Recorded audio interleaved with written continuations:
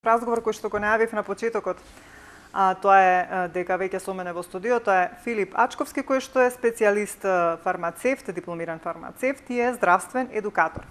Бидејќи кажав, денеска е 7 април, светскиот ден на здравствените работници, па некако сакавме да го одбележиме овој ден со тоа што ќе поразговараме на една тема, а тоа е, најавив и на почетокот, како да се заштитиме од алергиите или пролетни сезонски алергии, како да се заштитиме и како да си помогнеме. За таа цел, како што кажав, со мене веќе Филип Ачковски. Филип, да ти посакам добре дојде. Добро ве најдов. Ти благодарам што одвои во недела време да бидеш овде со нас и да поразговараме малку на оваа тема. Па на почеток да ни објасниш првин, конкретно што значи алергија? Што подразбира зборот алергија? Значи што се случува во нашиот организам? Уште еднаш ви благодарам на поканата. Драго ми е што имаме добра коинциденција со датумот. Ден, так. И секако што ќе дискутираме на една доста актуелна тема, особено што сме во, да речам, центарот на оној временски период кога алергиите најмногу не оптеретуваат и погодуваат една поголема група, категорија на наши граѓани. Меѓутоа, за да може да дискутираме, како што рековме, на оваа тема малце подробно, мора да земеме во предвид што се всушност алергиите и што тие предизвикуваат во нашиот организам. Алергијата е всушност една реакција на преосетливост на нашиот организам спрема одредени надворешни антигени кои што доаѓаат дали се од преку воздух, дали преку храната, дали директно во контакт со кожата и така натака.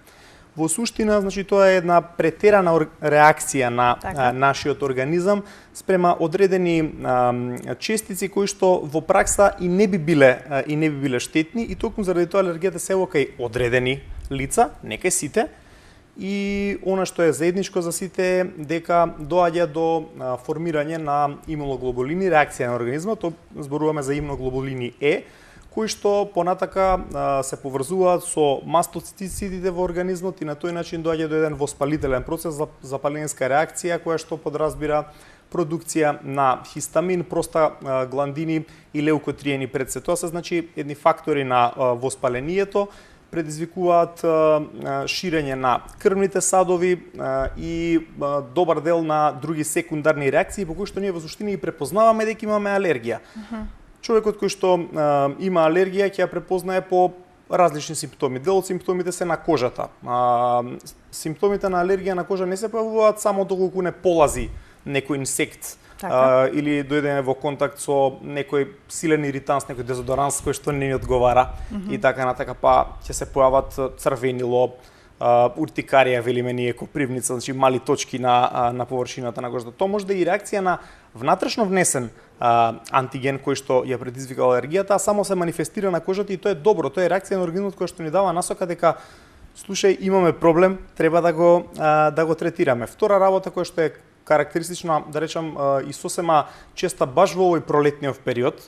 Значи овој пролетен период е период на полени разноразни кои што се движат од полени поврзани со цветањето на дрвата. Веќе се е раззеленето. Тоа веќе уште од март месец е актуелно и тоа тече во еден процес се до раната есен, само што се менуваат причинителите, алергиите се менуваат. Значи најпрвин се одредени дрвја кои цветаат, во конкретно локално овде како што тече тоа, ќе имаме и липи, ќе имаме и тополи, амброзија, значи тоа се све силни алергени кои што предизвикуваат проблеми. Во текот на месец јуни, значи некаде таму имаме период кога алергените на тревата стануваат важни. Па велиме избегнувајте свежо косена трева. Понатака кога ќе дојде крајот на летото, плевелот и полените од плевелот се актуелни. Така да ние имаме еден сериозно долг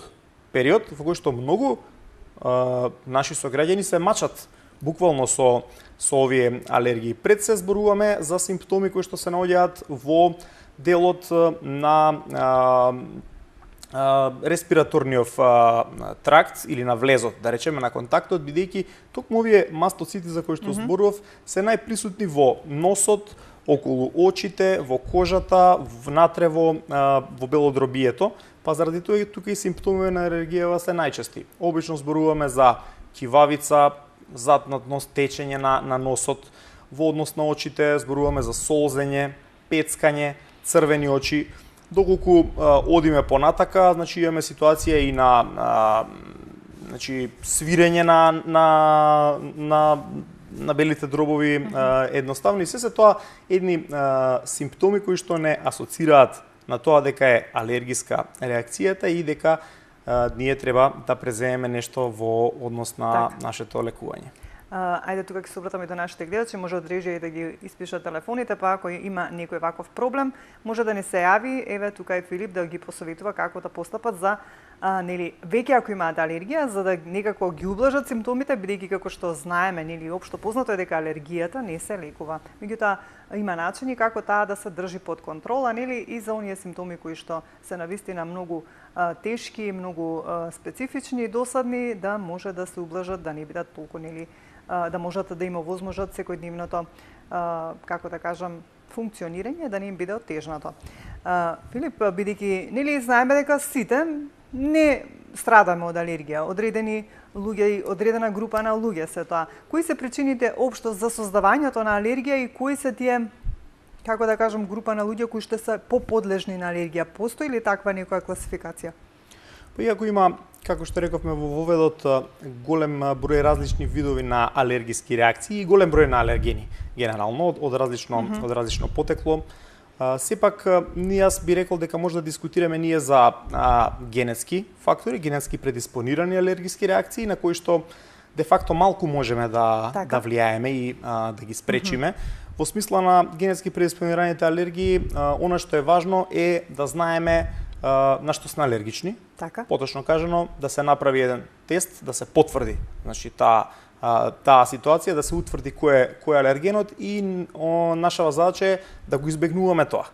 Ако за некои други активности важи она правило кое што велиме клин со клин се избива, во овој случај никако тоа не смееме да го правиме, значи овдека е контрапродуктивно и едноставно треба да бегаме од изложеност на поготово на високи дози на конкретниот алерген, затоа што тоа може да биде опасно за нашиот организам. Не зборуваме само за овие симптоми кои што се релативно неопасни, да речам.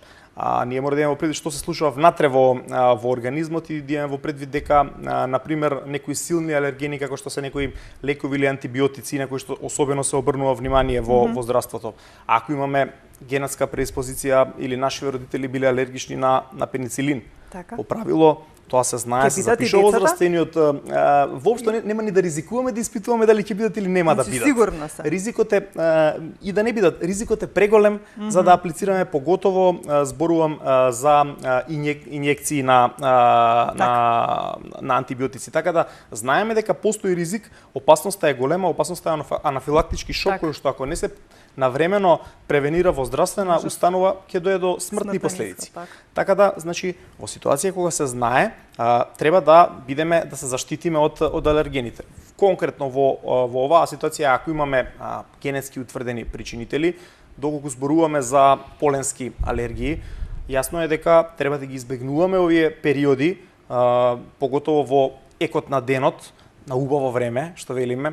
Ние секој сака да се прошета, меѓутоа ако имаме проблеми со тој алерген, со тој полен, не треба да се движиме на отворен простор тогаш. Погодно време за движење е после дожд. Значи кога ќе се спуштат на земја полените, па тогаш можеме да прошетаме. Значи дождот делува позитивно во однос на алергените барем. Во овој контекст, не, во контекст механички во спуштање на полениве на растенија. Точно така, бидејќи во суштина тоа се многу малечки честички кои што продираат длабоко во белите дробови, па затоа и реакцијата е силна. Друга работа е, значи, генерално можеме да користиме и треба да користиме наочари за сонце, за да не доаѓаат макар во контакт со очите овие полени, па да ги немаме тие непријатни дејства.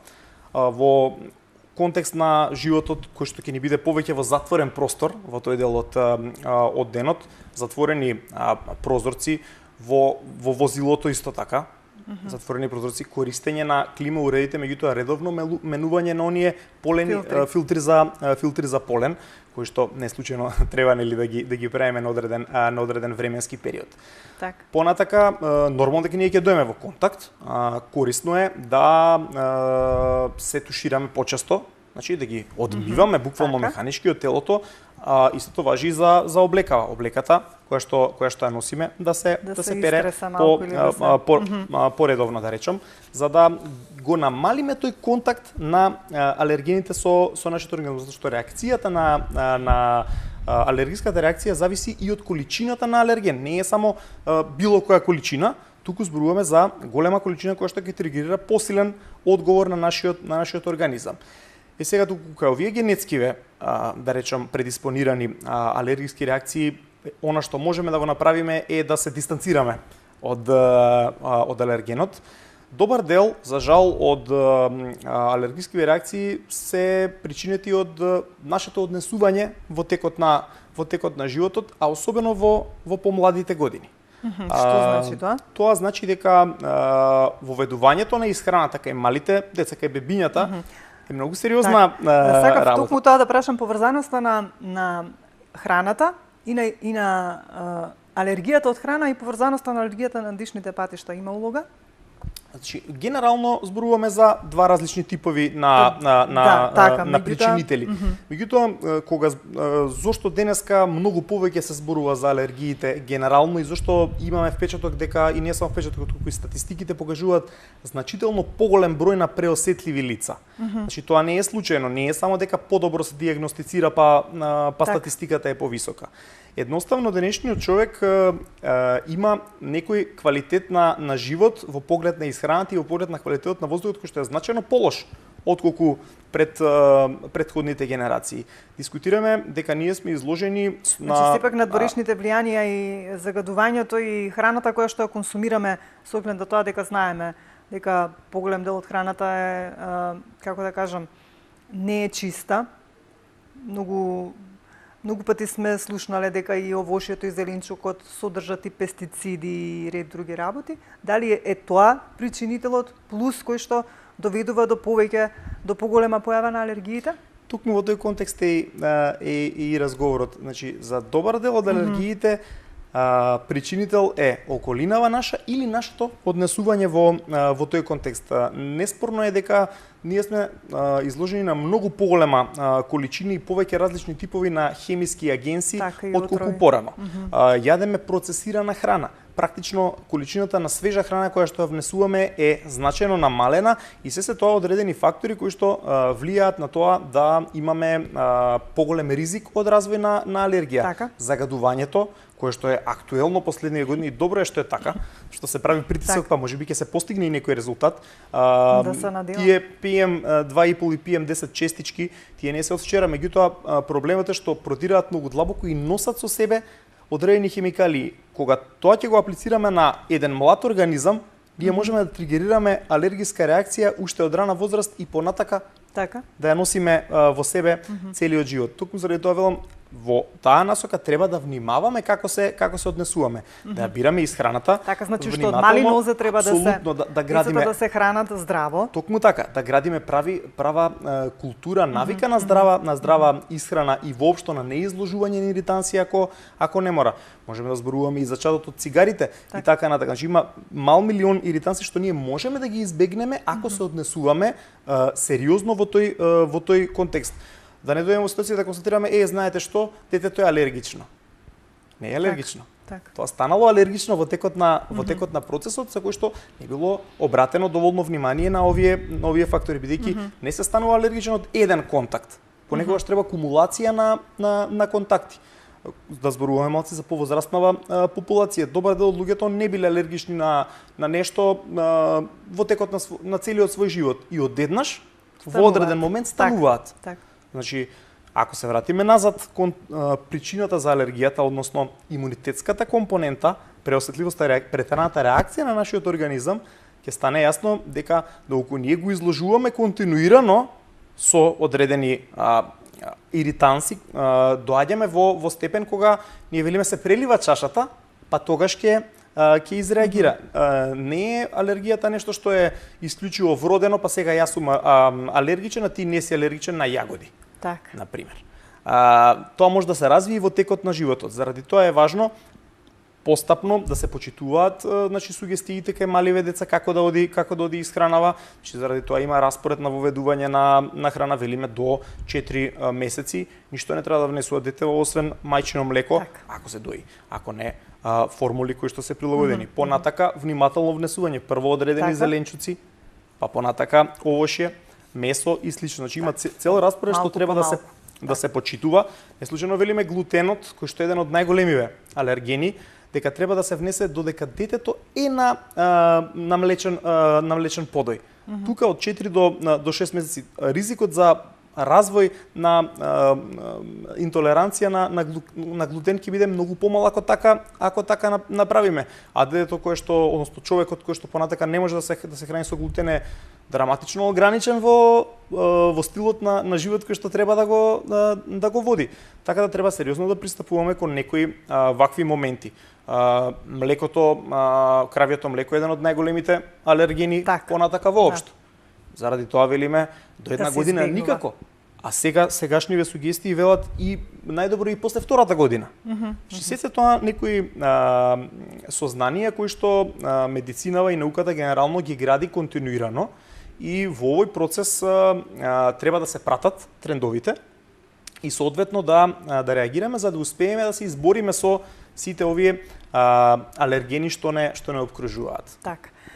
Кога некој ќе почувствува дека нешто се случува во однос на дишните патишта, бидејќи знаеме дека ако е настинка или грип, сепак претпоставам дека треба да се појави и некоја температура, меѓутоа кај алергиите температурата е исклучена, така? Ова е многу добар коментар, односно многу практично може да го примениме во однос на тоа како да реагираме. Кога да знаеме дека е точно алергија. А кога не. Значи, симптомите некаде се преклопуваат. Симптомите во носот, да речам, навидум се исти. Значи и при настинка и при алергија имаме затнат нос или зголемено течење, секреција, кивавица може да се јави. Меѓутоа, ако е настинка, од старт од првите 2-3 дена, да речеме, е белузлав секретот. Кај алергиите секретот е белузлав цело време. Континуирано. Значи, ако нема агенс вирусен или бактериски, ние нема да добиеме жолто-зелен секрет, кој што обично се случува кај настинките после неколку дена. Втора работа се кивањето. Кивањето при настинка е вообичаено, меѓутоа обично е тоа се сведува на еднаш или 2 пати. При алергија ние може да имаме цели велиме салви од кивање. 3, 4, 5, 6 пати не може да се прекинеме. Ние велиме на здравје, ама не може да завршиме со тоа. Така да тоа се некои елементи. Дали ќе има температура или не зависи од други процеси. Генерално при алергија температура нема. Меѓутоа ако се скомплицира нешто, да. Меѓутоа обично и она што е проблем кога ние имаме хронични појави на алергии, односно на воспаление од тој тип, поготово во респираторниот дел или она што е сега актуелно сезонски алергиски ринит. Често пати ќе се налепи велиме на тоа и нешто друго во процесот. Ќе се искомплицира работава и со некоја бактерија или поради пад на имунитетот ќе се реактивира нешто и тогаш имаме комбинирана болест. Па треба пристапот да биде различен во терапијата. Бидејќи вие сте дипломиран фармацевт, претпоставам дека многу пати и често пати тоа и мене како прашање ми доаѓало дали имунитетот игра голема улога во однос на појавата на алергиите. Па еве вака да ни посочите вие како дипломиран фармацевт. Има ли улога добар имунитет за спречување на појава или пак барем облажени симптоми на алергиски реакции? И што би било добро оние кои што страдаат од алергии да внесуваат како додатоци некои во исхрана кои што еве вие би ги препорачале за да ги ублажат симптомите ако имаат алергија или пак да се заштитат ако еве немаат во однос на тоа да си го подигнат имунитетот? Генерално во реакцијата значи на алергенот во основа е имунитетска реакција. И тоа претерана.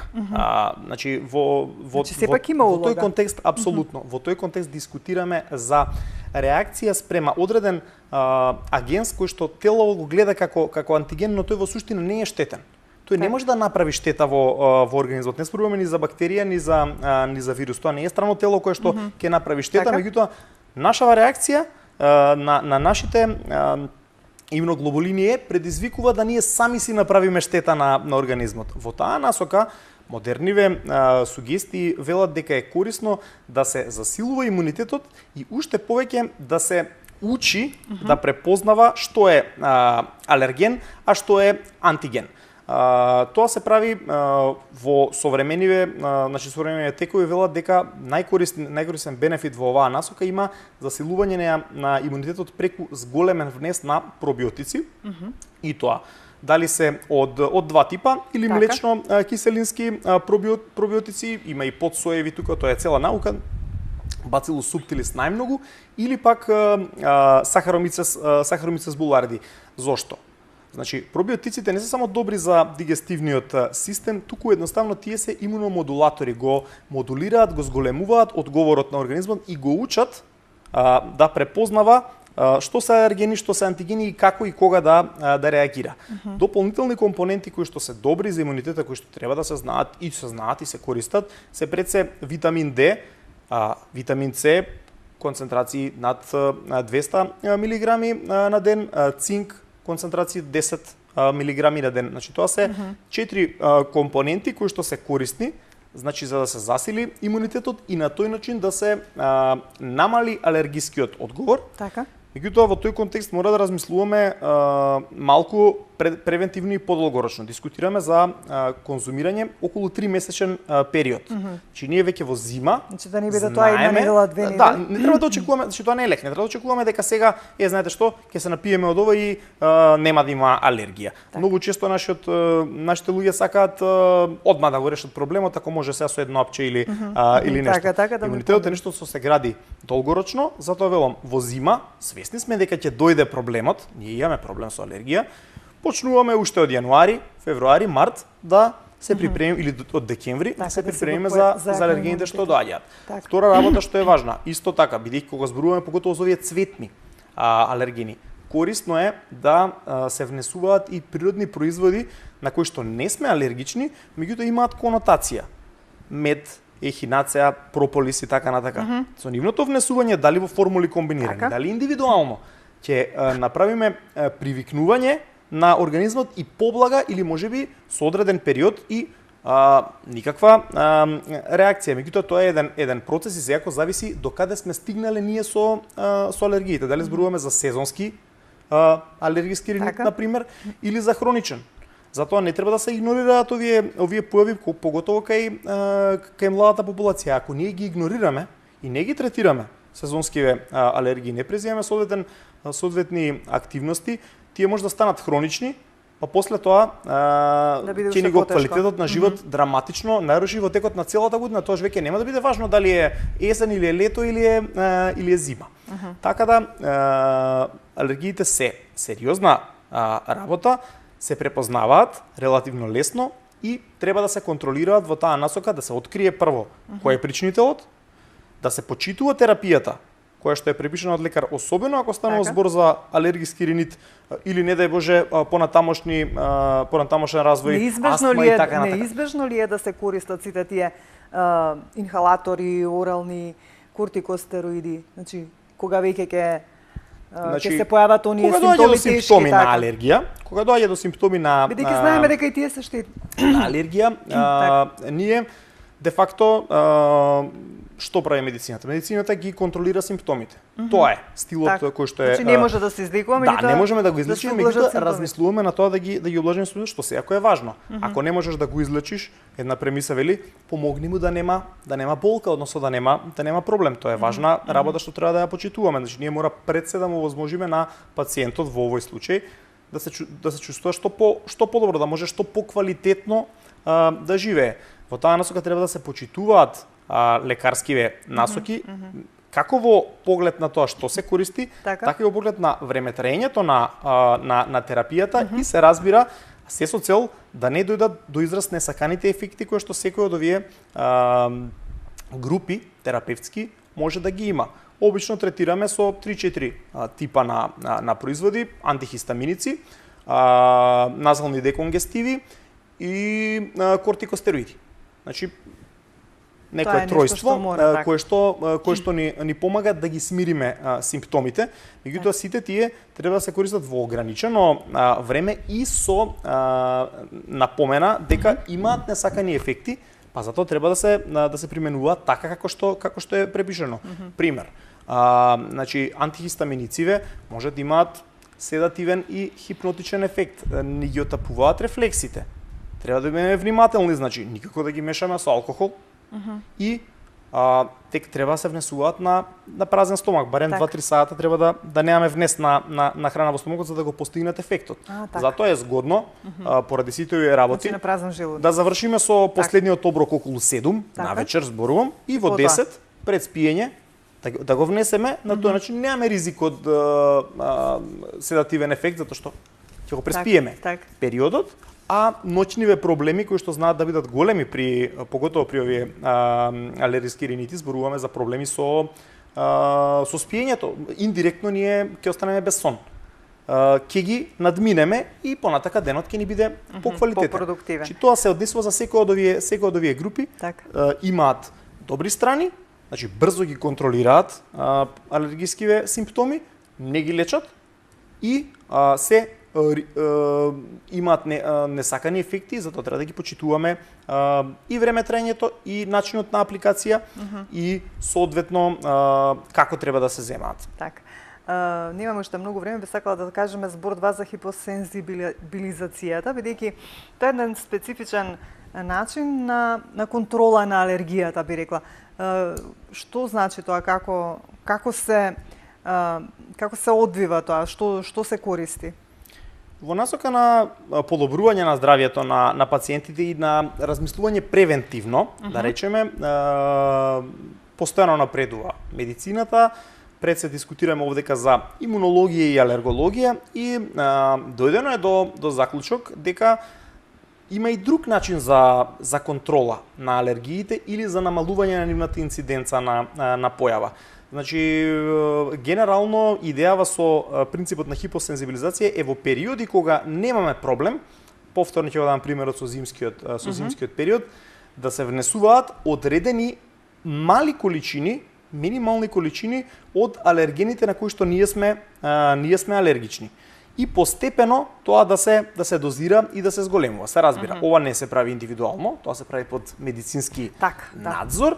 И на тој начин ние фактички го привикнуваме организмот како еден вид на вакцина. Токму така, да можеме да го компарираме ефектот, го привикнуваме организмот на големите количини концентрации на алерген кои што ќе дојдат, да речеме, зборуваме повторно за полените. И тогаш не би предизвикал бурни реакции. Толку бурна реакција, затоа што ние се викаме здравите луѓе ги потценуваат проблемите на болниот. Викаат му тече нос.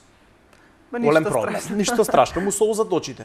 Значи луѓето кои што имаат бурна реакција на полен се работно неспособни во тој период или многу малку можат да функционираат. Не спијат добро, не гледаат добро, имаат чувство на губиток на воздух, што е доста непријатно.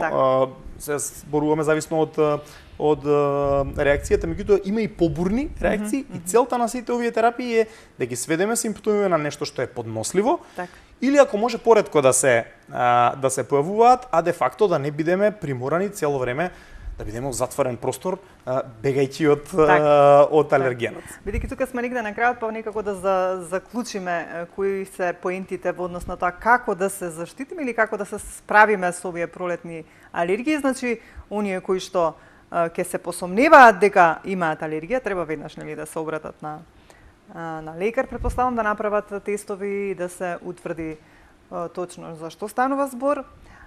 Оние кои што имаат да не се изложуваат многу на надворешните влијанија во однос на полените и ова. Друго нешто што ќе додадете?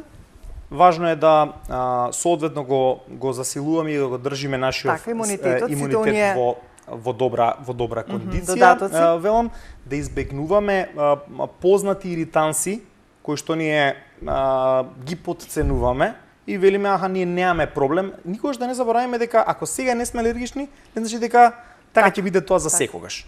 Значи, внимавајте на што савесно го изложувате вашето тело на одредени иританси. Бирајте ја храната што јадете, внимавајте на аерозагадувањето. Особено затоа што тоа со себе не носи само честички некои што не знаеме што се и така натака дека се мали и така туку носат и доста големи штети, може да бидат тригер на силни алергиски реакции. И на крајот се разбира, ако веќе добиеме терапија, почитувајте ја терапијата. Ќе дадам уште еден пример со нешто што се злоупотребува често, топикални кожни кортикостероиди. Ме чеша, купувам од аптека. Така, ќе се намачкам. Не заборавајте дека тоа не е игра. Значи, ако зборуваме за апликација, значи сепак треба да се консултира дерматолог. До 7 дена, ако нема реакција, обврзно консултација со лекар. Да, меѓутоа никогаш на своја рака да не го прават. Токму така, никако, и ако веќе ги аплицираме, не на оштетена и повредена кожа, не на слузо кожа, затоа што абсорбцијата е голема и може да има системски несакани ефекти. Ти благодарам, Филип, за денес, еве соработката со вас како компанија Фармаес останува, па се надевам дека ќе направиме некои убави серијали во однос на сето она што вие го нудите како превентива и заштита на здравјето на луѓето. Благодарам уште еднаш, драго ми е што имавме убава емисија.